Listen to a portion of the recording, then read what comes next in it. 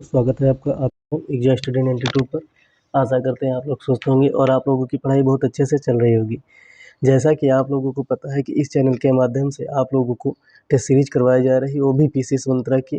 तो वह test series आप लोगों के लिए क्वेश्चंस 140 करवाए जा रहे हैं। आप लोगों के हर सब्जेक्टिव क्वेश्चन करवाए जा रहे हैं, चाहे हिस्ट्री के करवा चुके हैं, आप लोगों के हिंदी के 2 टेस्ट सीरीज करवा चुके हैं, आप लोगों का जियोग्राफी का टेस्ट सीरीज करवा चुके हैं। तो आप लोगों का आर में तो बहुत कारगर है। और आप लोगों का यूपी स्पेशल का आज का टेस्ट है, आप लोगों का जीके जीएस के 140 प्रश्न करवाए जाएंगे। 140 प्रश्न ना सोचते हुए आप लोग इसको 4 गुना कर लीजिए, तो 500 के आसपास आप लोगों के प्रश्न आज डिस्कशन हो जाएंगे। आज नहीं तो 2 वीडियो में आप लोगों के डिस्कशन हो जाएंगे, क्योंकि वीडियो लंबी हो जाती है कि 140% डिस्कशन करना और साथ में तगड़े क्वेश्चन डिस्कशन करना तो बहुत बड़ी बात हो जाती है। तो आप लोगों के यूपीएसआई लेखपाल जहाँ जहाँ यूपी स्पेशल पूछी जाती है वहाँ वहाँ यह आप लोगों को वीडियो काम आएगी और यह लेक्चर आप लोगों का काम आएगा। तो आप लोग इन क्वेश्चंस को अटेम्प्ट कीजिए और आप लोग खुद सॉल्व कीजिए कि देखेंगे कि हाँ क्वेश्चंस का लेवल है, क्वेश्चंस बनाए जाते हैं, ऐसे ही क्वेश्चंस बनाए जाते हैं। वनडे एग्ज़ाम के लिए तो बहुत sufficient, more than sufficient 140 question 500 के आसपास आप लोग के डिस्कशन किए जाएंगे क्वेश्चन। तो नाम तो 140 है, 140 इसलिए क्योंकि आर में भी काम आ जाएगा, इसलिए इसका नाम 140 क्वेश्चन इसमें 140 क्वेश्चन लाए गए हैं। डिस्कशन किए जाएंगे 500 क्वेश्चन, ठीक है। 500 के आसपास आप लोगों के डिस्कशन हो जाएंगे, क्योंकि इसके ऑप्शन ही इतने तगड़े होते हैं कि बिना डिस्कशन के आगे नहीं बढ़ सकते। तो चलिए देर ना करते हुए अपनी टेस्ट सीरीज को स्टार्ट करते हैं, क्वेश्चंस को अटेम्प्ट करते हैं। और ध्यान से देखिएगा आप लोग कि इसमें पाएंगे आप लोगों के कितने क्वेश्चंस आप लोगों के सीधे सीधे एग्जाम्स में फंसते हैं। तो चलिए देर ना करते हुए वीडियो को स्टार्ट करते हैं और आप लोग वीडियो में अंत तक बने रहिए। भले 2 गुना देखिए, 1.5 गुना वीडियो देखिए, लेकिन अंत तक वीडियो ज़रूर देखिए, क्योंकि आप लोग इतना जैसे आप देखिए उसमें शॉर्ट वीडियो देखने लगते होंगे आप लोग तो 30-30 मिनट आप लोगों को हो जाता है, कहीं 20 मिनट चला जाता है, 15 मिनट चला जाता है। तो अगर आप लोग अपनी काम की वीडियो स्टार्ट कर देते हैं, उसको 1.5 गुना देखते हैं, तो आप लोग का इधर-उधर मन नहीं भटकेगा। तो इस हिसाब से देखा करिए, लेकिन पूरी वीडियो ज़रूर देखिए और कहीं फ्री टाइम मिले तो आप स्टार्ट करके देख सकते हैं। 140 क्वेश्चन बहुत होते हैं, बहुत इंपॉर्टेंट क्वेश्चन हैं। चलिए डिस्कशन करते हैं आगे।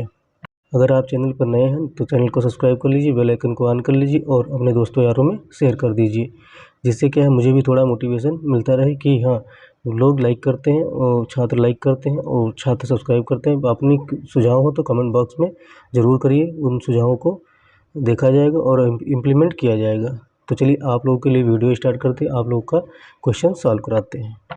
यह आप लोगों का पहला क्वेश्चन है। पहला क्वेश्चन आप ध्यान से देख लीजिए, जिससे क्या है आप लोगों को अंदाज़ा लग जाएगा कि हम सॉल्व कर सकते हैं कि नहीं कर सकते हैं। पहला क्वेश्चन जूम कर दे रहे हैं थोड़ा, कि इसके ऑप्शन थोड़ा गंभीर टाइप के हैं गंभीर टाइप के हैं भाई, ऑप्शन देख लीजिए। चलिए मिलाइए, सूची को मिलान करना है, सूची 1 को सूची 2 से मिलान करना है। मोतीलाल नेहरू संग्रहालय कहाँ है? लखनऊ में। भारत कला भवन वाराणसी में। राष्ट्रीय हिंदी संग्रहालय कहाँ है? आगरा में। छत्रसाल संग्रहालय कहाँ है? बांदा या प्रयागराज कहाँ है? इस सूची से इस सूची को मिलान करना है। आप लोगों को सोच लीजिए, अब जैसे लेखपाल है, एसआई हो गया, यूपीएसआई हो गया, यूपी के जितने एग्जाम हो गए, तो ये 4 क्वेश्चन थोड़ा ही देता है, उसमें तो डायरेक्ट पूछ लेगा मोतीलाल नेहरू बाल संग्रहालय कहाँ है, तो आप लोग का एक ये हो गया। भारत कला भवन कहाँ है? एक ये हो गया। राष्ट्रीय हिंदी संग्रहालय एक हो गया। 4 क्वेश्चन आप लोगों के तैयार हो रहे हैं, इसलिए कहते हैं ये आर में तो मतलब रामबाण है, ठीक है। आर के तो क्वेश्चन ऐसे ही फ्रेम होते हैं, लेकिन वनडे एग्जाम्स के लिए इसके ऑप्शन ही सफिशिएंट है, काफ़ी हैं। तो आप लोग ध्यान से देखिए, कोई भी एग्जाम्स हो, यूपी होता है, यूपी स्पेशल के जीके होती है, वही आती है। अलग से कोई जीके बनती नहीं है, जो ये करंट अफेयर्स में अलग से चलाते हैं, तो ये सीधा सीधा अपना चलिए कुछ नहीं कहेंगे, किसी के ऊपर कमेंट नहीं करनी चाहिए, अपना वीडियो स्टार्ट रखना चाहिए। चलिए क्वेश्चन का अटेम्प्ट कीजिए और आप लोग मिलान कीजिए। मिलान करना है आप लोगों को और बताना है आप लोगों को इसमें से कौन सा सही। इसमें बताइए आप लोग कौन सा सही है। मोतीलाल नेहरू बाल संग्रहालय लखनऊ में ही है, ठीक है। भारत कला भवन वाराणसी में ही। राष्ट्रीय हिंदी संग्रहालय आगरा में ही है। छत्रसाल संग्रहालय बांदा में ही। तो ये ABCD ये मिलान है, तो ये वाला इसका आप लोगों का सही है। तो आप लोग ध्यान से पढ़िएगा, क्योंकि यही पूछा जाता है। एक क्वेश्चन आप लोगों के लिए ऑप्शन इम्पॉर्टेंट है। चलिए दूसरा ऑप्शन देख लेते हैं। दूसरा ऑप्शन है निम्नलिखित में से कौन सा कथन गलत है। अब देख लीजिए गलत है तो 3 तो आप लोग की को ऐसे भी बन जाएंगे। थारू जनजाति में बदला विवाह प्रथा प्रचलित है। अब इसे वनडे एग्जाम में पूछा जाएगा कि जनजाति में बदला विवाह प्रथा प्रचलित है, तो थारू जनजात में प्रचलित है। ठीक है, तो ऐसे क्वेश्चंस बनते हैं। तो ये हालात तो आप लोगों का सही है, बदला विवाह जो है थारू जनजाति में प्रचलित है। माहीगीर जनजाति मुख्य रूप से बिजनौर में क्षेत्र में निवास करती। 50 बार क्वेश्चन पूछा गया है कि माहीगीर जनजाति किस क्षेत्र में निवास करती है, किस जिले की है। तो मूल रूप से ये आप लोगों का बिजनौर क्षेत्र में निवास करती है। ठीक है, तो मैक्सिमम यहीं पाई जाती है माहीगीर जनजाति। तो ये क्वेश्चन वनडे एग्जाम्स के लिए बन जाता है। तो 2 क्वेश्चन बन गए। बुक्सा जनजाति की प्रमुख आराध्य देवी काली हैं, तो बुक्सा जनजाति की आराध्य देवी काली नहीं है। तो कौन सी देवी है आराध्य देवी? देवी चामुंडा है। कौन है? देवी चामुंडा। चामुंडा आप लोगों की आराध्य देवी, मतलब बुक्सा जनजाति की प्रमुख आराध्य देवी चामुंडा है। ठीक है, खरवार जनजाति का मुख्य नृत्य कर्मा है, ये भी सही है। तो यही डायरेक्ट पूछ लिया जाता है, खरवार जनजाति का मुख्य नृत्य कौन सा है? तो यह कर्मा है। तो ये ऐसे क्वेश्चन फ्रेम होते हैं वनडे एग्जाम्स में, और ऐसे क्वेश्चन जो ये दिया हुआ है तो ये आरओआरओ और पीसीएस में फ्रेम होते हैं। तो जीके जीएस सबके सेम है। चलिए अगला भी देख लेते हैं क्वेश्चन नंबर 3। प्रश्न नंबर 3 है आप लोगों का, निम्न में से कौन सा संस्थान लखनऊ में स्थित है? कौन सा संस्थान लखनऊ में स्थित है? उत्तर प्रदेश उर्दू अकादमी, हिंदी साहित्य सम्मेलन, उत्तर प्रदेश भाषा संस्थान, उत्तर प्रदेश। ये सही नहीं है, ये बताना है। ठीक है, स्थित नहीं है। लखनऊ में जो स्थित नहीं वो आप लोगों को चयन कर लेना है। चयन कीजिए ABCD में। उत्तर प्रदेश हिंदी संस्थान, उत्तर प्रदेश भाषा संस्थान, हिंदी संस्थान, ये आप लोगों के कौन से इसमें स्थित नहीं है लखनऊ में? तो आप लोगों का 3 नंबर का क्या हो जाएगा? हिंदी साहित्य सम्मेलन लखनऊ में स्थित नहीं है। तो ये कहाँ स्थित है? प्रयागराज में स्थित है। कहाँ? प्रयागराज में स्थित है आप लोगों का हिंदी साहित्य सम्मेलन, प्रयागराज। चलिए अगला प्रश्न देख लेते हैं। निम्नलिखित कथनों पर विचार कीजिए। सबसे पुराना पक्षी विहार नवाबगंज पक्षी विहार उन्नाव में है। ये क्या सही है? कथन पर विचार करना है और सही कथन बताना है। तो अब ये देख लीजिए, आप लोग के वनडे एग्जाम का इसमें एक ऑप्शन निकाल दीजिए, 3 प्रश्न बन जाते हैं। ठीक है, तो ऐसे प्रश्न आते हैं। हालांकि वनडे एग्जाम्स में बहुत टफ क्वेश्चन आते हैं, ऐसा नहीं है कि ईजी आते हैं, टफ बनाए जाते हैं क्वेश्चन। लेकिन ऐसे ऑप्शन नहीं बनाए जाते कि एक क्वेश्चन में 4 ऑप्शन दे दिए, उसमें भी छांटना होता है। ठीक है, तो नवाबगंज पक्षी विहार, ये देखो वो सबसे पुराना पक्षी विहार पूछ लिया जाता है कौन सा है, तो नवाबगंज पक्षी विहार है। अब ये भी पूछ लिया जाता है कि नवाबगंज पक्षी विहार कहाँ स्थित है, तो वो उन्नाव में स्थित है। 2 क्वेश्चन फ्रेम हो जाते हैं इससे, तो ये सही है आप लोगों का। और दूसरा है सबसे बड़ा पक्षी विहार लाख बहोसी पक्षी विहार कन्नौज में है। लाख बहोसी पक्षी विहार कन्नौज में, तो ये पूछ लिया जाता है। सबसे पुराना तो पूछ ही लिया जाता है, सबसे बड़ा सबसे पूछ लिया गया कि सबसे बड़ा पक्षी विहार कहाँ स्थित है, तो लाख बहोसी पक्षी विहार है कहाँ स्थित है? कन्नौज में स्थित है। डायरेक्ट पूछ लिया जाता है। 2 क्वेश्चन 3 क्वेश्चन फ्रेम हो जाते हैं एक कथन से। तो सबसे छोटा पक्षी विहार पटना पक्षी विहार है, तो एटा में है। तो ये भी क्वेश्चन फ्रेम हो जाता है। सबसे छोटा पक्षी विहार कहाँ है? एटा में है। और कौन सा है? पटना पक्षी विहार है। पटना पक्षी विहार कहाँ स्थित है? तो एटा में स्थित है। तो ऐसे प्रश्न फ्रेम होते हैं, ये तीनों सही हैं। ठीक है, अगला प्रश्न देख लेते हैं। इसीलिए कहते हैं लास्ट तक वीडियो देखेंगे तो आप लोगों का डाउट नहीं बचेगा, और 500 के आसपास आप लोगों के क्वेश्चन डिस्कशन हो जाएंगे। शायर है, जन्म स्थान है। शायर कौन सा शायर कहाँ जन्मा है, ये आप लोग को याद करना है। तो शायर को तो याद करनी ही चाहिए, क्योंकि आप लोग शायरी करते ही होंगे, तो शायर याद होना चाहिए आप लोग को। मिर्ज़ा गालिब कहाँ के हैं? मिर्ज़ा गालिब आगरा के हैं। ये बच्चों को पता होगा, मिर्ज़ा गालिब कहाँ के? आगरा के हैं। अब जैसे ये भी क्वेश्चन फ्रेम हो जाता है, मिर्ज़ा गालिब कहाँ के? तो आगरा के थे। मीर तकी मीर कहाँ के थे? तो आगरा के थे। कहाँ के थे? आगरा के थे। बदायूं के नहीं थे, ये आगरा के दोनों लोग थे। और कैफ़ी आज़मी सुल्तानपुर के थे। कैफ़ी आज़मी भी सुल्तानपुर के नहीं थे, ये आजमगढ़ के थे। कहाँ के थे? आजमगढ़ के थे, ये याद रखना।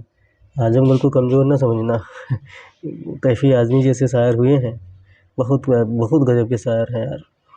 चलिए, तो इसमें का सिर्फ एक सुमेल लेते तो बी वाला ऑप्शन सही हो जाएगा। तो अगला प्रश्न देख लीजिए। अगला प्रश्न आप लोगों का है 6 नंबर प्रश्न है आप लोगों का। एक कला एक उत्पाद योजना के तहत किस जिले के उत्पाद का सुमेल गलत है?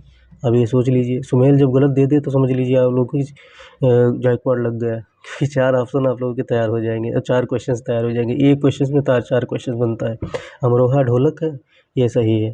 एटा घुंघरू घंटी, मिलान सही बताना आप, नहीं गलत कौन सा ये बताना। अलीगढ़ ताला, गोरखपुर जूट वाला हैंगिंग, ये है आप लोगों को बताना है। तो जूट वाला हैंगिंग देख लीजिए, आप लोगों को शायद मिल जाएगा ऑप्शन सही। ठीक है, तो गोरखपुर में मिट्टी के बर्तन बनाए जाते हैं, वो भी टेराकोटा के। क्या? गोरखपुर में मिट्टी के बर्तन बनाए जाते हैं टेराकोटा के, तो ये याद रखना मिट्टी के बर्तन बनाए जाते हैं। अलीगढ़ के ताले के लिए प्रसिद्ध है और एटा घुंघरू घंटी के लिए प्रसिद्ध है और अमरोहा ढोलक के लिए। तो गोरखपुर में क्या बनाया जाता है? मिट्टी के बर्तन, वो भी टेराकोटा वाले। चलिए अगला प्रश्न देख लीजिए, थारू जनजाति, 7 नंबर प्रश्न। कहाँ गए भाई? हाँ ये है 7 नंबर प्रश्न। थारू समाज में पहले निम्न में से किस प्रकार का परिवार पाया जाता था? थारू समाज में पहले निम्न में से किस प्रकार का परिवार पाया जाता था, यह आप लोगों को बताना है। तो 7 नंबर प्रश्न है आप लोगों को, मात्र सत्तात्मक परिवार पाया जाता था।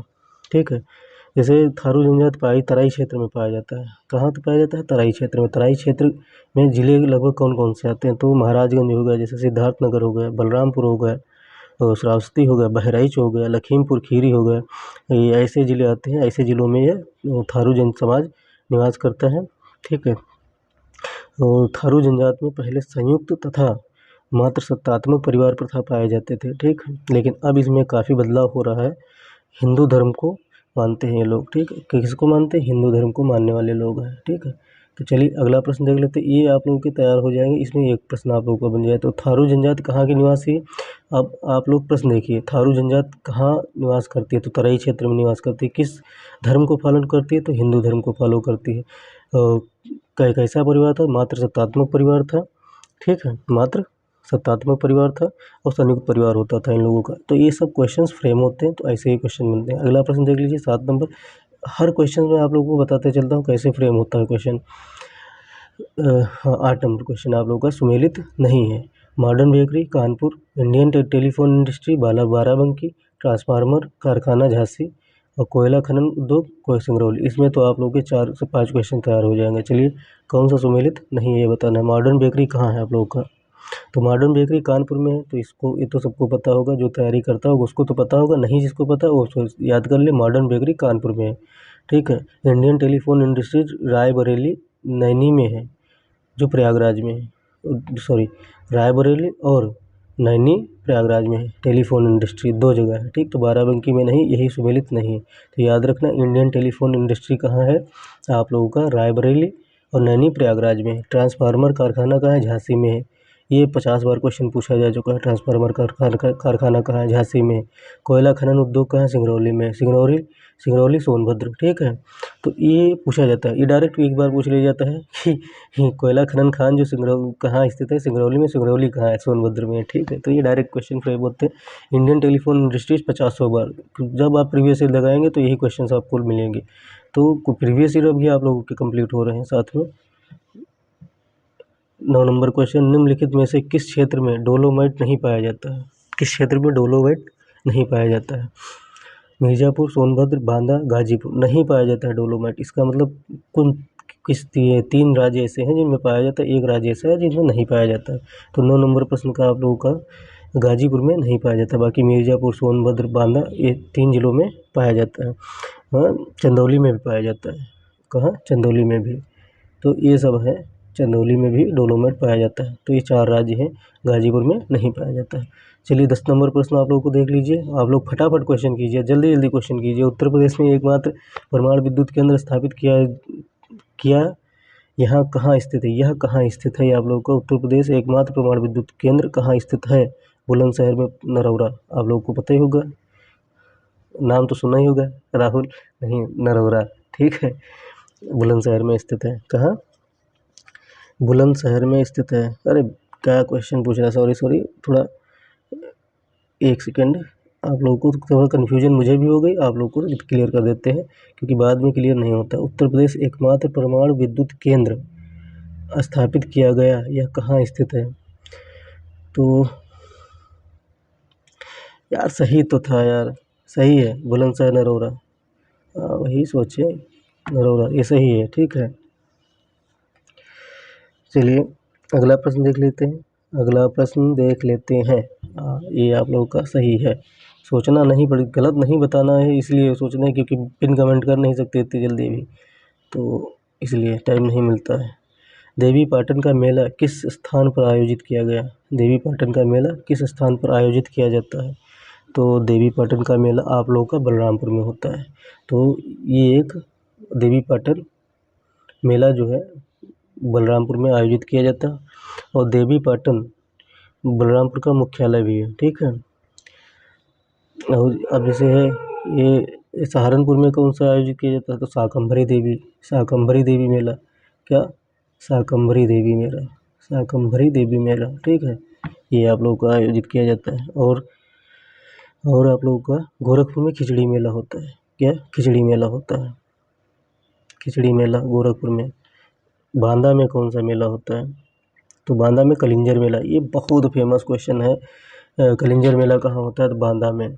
खिचड़ी मेला आए ना आए, शाकंभरी मेला और बांदा मेला। और ये देवी पाटन मेला बलरामपुर में है, ये याद रखना, क्योंकि देवी पाटन विश्वविद्यालय कुछ ऐसा करके अभी योगी आदित्यनाथ जी ने पास किया था। तो ये सब चीज़ें हैं। तो अगला चलते हैं क्वेश्चंस, लेकिन बांदा याद रखना है। कलिंजर का मेला, सहारनपुर में जो है शाकंभरी देवी मेला, गोरखपुर में खिचड़ी मेला, ये सब चीज़ें याद रखना, बहुत इंपॉर्टेंट क्वेश्चन होते हैं। 12 नंबर प्रश्न आप लोगों का आ गया है। मोतीलाल नेहरू बाल संग्रहालय किस जिले में स्थित है? मोतीलाल नेहरू बाल संग्रहालय किस जिले में स्थित है? वाराणसी, प्रयागराज, गोरखपुर, लखनऊ। 12 नंबर प्रश्न का उत्तर बताना है आप लोगों को, डी है। 12 नंबर प्रश्न का क्या है उत्तर? डी है। मोतीलाल नेहरू बाल संग्रहालय लखनऊ में है। पिछली बार ऊपर ही आप लोगों को डिस्कशन किया जा चुका है। यह स्थापना इसकी कब हुई थी? ये स्थापना पूछ ली जाती है, 1957 में हुई थी, ठीक। कब हुई थी? 1957 में हुई थी आप लोगों की स्थापना। चलिए अगला प्रश्न देख लेते हैं। अगला प्रश्न आप लोगों का है 13 नंबर प्रश्न। यह बहुत इंपॉर्टेंट प्रश्न है। निम्नलिखित में से सर्वाधिक साक्षर जिले की पहचान कीजिए। गाजियाबाद, श्रावस्ती, गौतम बुद्ध नगर, प्रयागराज। तो सर्वाधिक साक्षर जिले की पहचान कीजिए। गाजियाबाद, श्रावस्ती, गौतम बुद्ध नगर, प्रयागराज। बताइए आप लोग, क्योंकि आप लोगों के पास में इसका ऑप्शन होना चाहिए। गौतम बुद्ध नगर है भाई साहब सर्वाधिक साक्षर जिला। इसकी साक्षर लिटरेसी रेट कितनी है? 80। कितने? पे नहीं चल रहा है थोड़ा, इसके लिए माफ़ी चाहेंगे। रुक जाइए एक सेकेंड। हाँ, कितनी? 80.12% है। कितनी लिटरेसी रेट गौतम बुद्ध नगर की? सबसे कम लिटरेसी रेट वाला ज़िला पूछा जाता है, सबसे कम साक्षरता दर वाला ज़िला पूछा जाता है, सबसे कम पढ़े लिखे ज़िले वाला पूछा जाता है। तो ये सब एक ही चीज़ है। तो सबसे कम साक्षरता वाला ज़िला कौन सा है? श्रावस्ती आप लोगों का है, श्रावस्ती।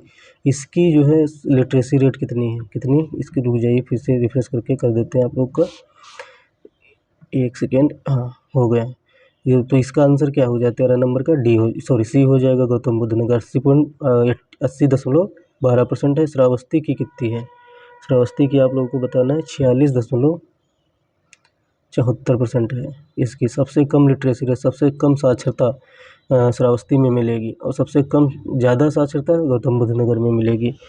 तो ये याद रखना। और जैसे अब आप लोगों को गाजियाबाद कुछ सोच के ही दिया होगा। गाजियाबाद ऑप्शन में क्यों रखा है?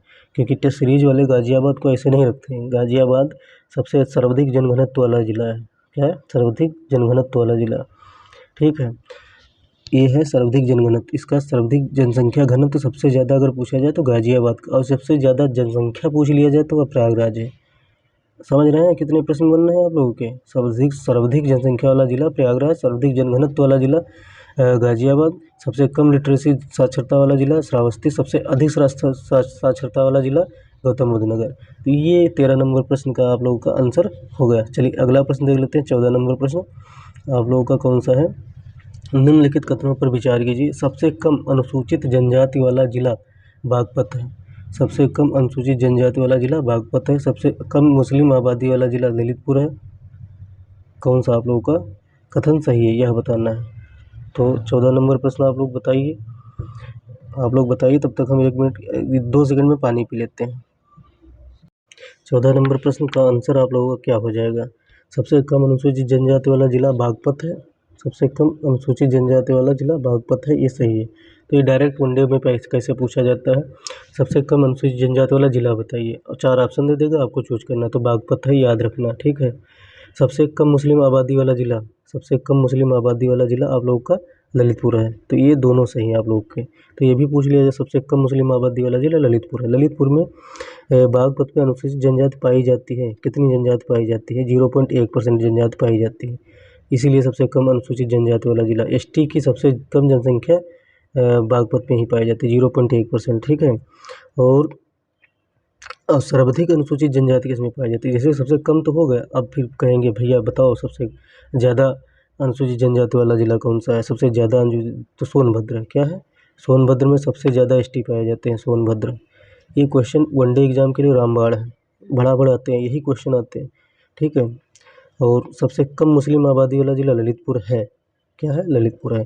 चलिए अगला प्रश्न देख लेते हैं आप लोगों का कौन सा है, 15 नंबर प्रश्न है ये। आप लोगों का प्रश्न 15 नंबर है, आप लोगों का डिस्कशन कीजिए फटाफट, साथ में मिलके उड़ाते हैं गर्दा। गर्दा उड़ाते हैं। 2011 की जनसंख्या के अनुसार उत्तर प्रदेश में 10 लाखी शहर 7 हैं। 10 लाखी शहर कितने हैं? 7 10 लाखी शहर हैं, सोच लो। 2011 की जनगणना के अनुसार 10 लाख या उससे अधिक आबादी वाले वैधानिक नगरों की संख्या 64 है। तीसरा है, जनगणना 2011 के अनुसार देश में कुल नगरीय जनसंख्या में उत्तर प्रदेश का 11.79% योगदान है। तो इसमें से कौन सा आप लोग का सही असत्य है बताना है। तो असत्य कौन सा है? नहीं, इसमें से कोई भी असत्य नहीं है, सब सत्य है। ये पूछा जाता है आप लोगों का, जैसे ये होगा उत्तर प्रदेश में 10 लाखी शहरी हैं 7। 10 लाखी शहरी कितने हैं? 7। तो ये सही है, 7 10 लाखी शहरी हैं। ये डायरेक्ट क्वेश्चन आप लोग का ऐसे ही बनता है, इससे ज़्यादा क्वेश्चन नहीं बनता है। 2011 की जनगणना के अनुसार 10 लाख या उससे अधिक आबादी वाले वैधानिक नगरों की संख्या 64 है। ये भी बनता है प्रश्न। तीसरा बनता है, अब ये डायरेक्ट ऐसे ही पूछ लिया जाए, 10 लाख या उससे अधिक आबादी वाले वैधानिक नगरों की संख्या बताओ, 64। 2011 की जनगणना के अनुसार नगरीय जनसंख्या में उत्तर प्रदेश का 1% योगदान है। कितना प्रतिशत योगदान है? तो ये पूछ लिया जाएगा आप लोगों का। तो कितना प्रतिशत? 11.79% योगदान है। तो ये क्वेश्चन ऐसे बनते हैं। चलिए अगला प्रश्न देख लेते हैं। ये क्वेश्चन थोड़ा टफ था और थोड़ा ट्रिकी था। अगला प्रश्न देख लेते हैं, इजी हो शायद। इजी तो प्रश्न नहीं मिलेगा क्योंकि इसमें एक ऑप्शन में 4 क्वेश्चन बनते हैं। एक प्रश्न में 4 क्वेश्चन बनते हैं, 5 क्वेश्चन बनते हैं, तो ऐसे हिसाब से प्रश्न फ्रेम किए गए, बहुत तगड़े क्वेश्चन है। 1781 के अनुसार अधिनियम ने सर्वोच्च न्यायालय के क्षेत्राधिकार के संबंध में कौन सा महत्वपूर्ण परिवर्तन किया है? कौन सा महत्वपूर्ण परिवर्तन किया है? ये 16 नंबर प्रश्न बताना है आप लोगों को। इसने गवर्नर जनरल और काउंसिल को उनकी आधिकारिक क्षमता में किए गए कार्यों के लिए सर्वोच्च न्यायालय के जैसे देखो सर 17 उसमें ने पीछे नहीं डिस्कशन किया है, थोड़ा ये क्वेश्चन ये डिस्कशन कर लेते हैं यार। देखो मन नहीं मानता है कि पूरी चीज़ें बताने का। 15 नंबर प्रश्न है, ठीक है, इसमें कुछ छूट गया है। अब उत्तर प्रदेश में कुल छोटे बड़े नगरों की संख्या पूछा जाता है, ये बहुत इंपॉर्टेंट है। 915 आप लोगों का है। कितना है? इरेजर ले लेते हैं, इरेजर आज यूज करते हैं आप लोगों के लिए। इरेजर नहीं है भाई साहब, ये इरेजर है भाई साहब, इरेजर भी छोटी छोटी है। उसका पॉइंटर भी छोटा है। ए, ये चलो मिट गया, बधाई हो। चलिए फिर पेन ले लेते हैं। तो टोटल आप लोगों के छोटे बड़े नगर कितने हैं? तो आप लोगों के हैं 915। कितने हैं? 915 हैं। ये याद रखना, 915 आप लोगों के छोटे बड़े नगर हैं। अब आप लोगों से पूछा जाता है कुल वैधानिक नगरों की संख्या 630 है। ये देखो 10 लाख आबादी वाले उससे अधिक आबादी वाले वैधानिक नगरों की संख्या 64 है, लेकिन कुल वैधानिक नगरों की संख्या कितनी है? तो आप लोगों की कुल वैधानिक नगरों की संख्या कितनी है? 630। ये याद रखना, ये इंपॉर्टेंट है, कोई डाटा बहुत इंपॉर्टेंट है क्योंकि ये जूनियर असिस्टेंट में डायरेक्ट डाटा पूछ लिया जाता है। तो डाटा खेलते हैं जूनियर असिस्टेंट यूपी वाले यूपीएसआई यूपीपी वाले। बाकी आर ओ पीसीएस भी खेलता है, लेकिन वो स्टेटमेंट में खेलता है, वो बहुत तगड़ा बनाता है। अभी जैसे आप लोगों का अब ये अनुसार देश में कुल जनसंख्या में उत्तर प्रदेश का 11.79% का योगदान है, ठीक। अब नगरीय जनसंख्या उत्तर प्रदेश में पूछ ली जाती है, तो 44.49 मिलियन है। महाराष्ट्र के बाद दूसरा नंबर है। चलिए अगला प्रश्न देख लेते हैं। 16 नंबर प्रश्न आप डिस्कशन कीजिए। 1781 के संशोधन अधिनियम ने सर्वोच्च न्यायालय के क्षेत्राधिकार के संबंध में कौन सा महत्वपूर्ण परिवर्तन किया है? कौन सा महत्वपूर्ण परिवर्तन किया, यह आप लोग को बताना है। तो 16 नंबर प्रश्न का आप लोग का इसने सर्वोच्च मामलों पर सर्वोच्च न्यायालय के क्षेत्राधिकार को बढ़ा दिया है, ये सही है आप लोग का। चलिए अगला प्रश्न देख लेते हैं, क्योंकि इसमें डिस्कशन करने वाला है नहीं, डायरेक्ट प्रश्न यही मिल गया तो क्या किया जा सकता है। ये आप लोगों का प्रश्न है 1784। हाँ 17 नंबर प्रश्न है, वो भी 1784। Pitt's India act east India company के कार्यों के संबंध में क्या महत्वपूर्ण अंतर प्रस्तुत करता है, यह आप लोगों को बताना है। तो ये क्वेश्चन आप लोगों के शुरू हो गए हैं। इसे कुछ नहीं यार, हाँ, हिस्ट्री से शुरू हो गए, मॉडर्न हिस्ट्री से। और कुछ इसमें है तो 16 नंबर प्रश्न से आप लोगों का डिस्कशन करना है। ये देख लेते हैं। हाँ ठीक है, 16 नंबर प्रश्न से कल डिस्कशन किया जाएगा, क्योंकि आप लोगों की मॉडर्न हिस्ट्री चालू हो गई। उत्तर प्रदेश आप लोगों का इसमें 16-15 क्वेश्चन थे। ठीक है, तो चलिए आप लोग ध्यान रखिए। जय हिंद, जय भारत। आप लोग ऐसे ही उत्तर प्रदेश धीरे धीरे कंप्लीट कर लेंगे 15-20 क्वेश्चन करके, और फिर कल जो है आप लोगों का पूरा करा दिया जाएगा टेस्ट सीरीज। अभी 15 क्वेश्चन इसलिए क्योंकि यूपीएससी अलग रखना चाहते हैं। ठीक है, धन्यवाद। जय हिंद, जय भारत। आप लोगों का दिन शुभ हो।